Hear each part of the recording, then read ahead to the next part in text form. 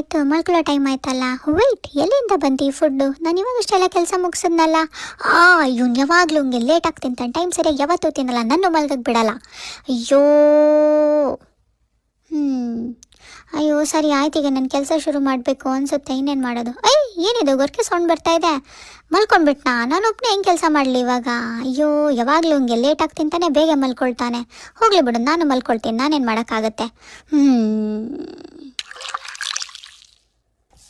ಅಯ್ಯೋ, ಹೆಂಗೆ ಹೋಗ್ತಿದೆಯಲ್ಲ, ಹೊಟ್ಟೆ ನೋವ್ತಾ ಇದೆ, ಎದೆ ನೋವ್ತಾ ಇದೆ, ತೇಗ್ ಬರ್ತಾಯಿದೆ, ಹೆಂಗೆ ಹೋಗ್ತಾಯಿದೆ. ಬೇಗ ಡಾಕ್ಟರ್ ಹತ್ರ ಹೋಗ್ಬೇಕು ನಾನು ಇವಾಗ. ಡಾಕ್ಟರ್, ನನಗೆ ಡೈಲಿ ಮಾರ್ನಿಂಗ್ ಎದ್ದ ತಕ್ಷಣ ತೇಗ್ ಬರ್ತಾ ಇದೆ, ಎದೇನೋ ಬರ್ತಾ ಇದೆ, ಹೊಟ್ಟೆ ಎಲ್ಲ ಒಂಥರ ಹಿಂಸೆ ಆಗ್ತಿದೆ. ಯಾಕೆ ಅಂತ ಗೊತ್ತಾಗ್ತಾ ಇಲ್ಲ. ನೀವು ರಾತ್ರಿ ಹೊತ್ತು ಲೇಟಾಗಿ ಊಟ ಮಾಡ್ತಾ ಇದ್ದೀರಾ, ಮತ್ತು ಊಟ ಮಾಡಿದ ತಕ್ಷಣ ಮಲ್ಕೊಳ್ತಾ ಇದ್ದೀರಾ. ಸೊ ಹಾಗಾಗಿ ನಿಮಗೆ ಈ ಥರ ತೊಂದರೆ ಆಗ್ತಾ ಇದೆ. ಯಾವತ್ತು ನೀವು ಊಟ ಮಾಡಿದ 1 ಅವರ್ ಅಥವಾ 2 ಅವರ್ ಆದಮೇಲೆ ನಿದ್ದೆ ಮಾಡಬೇಕು. ಸೊ ಆದಷ್ಟು ಲೇಟಾಗಿ ಊಟ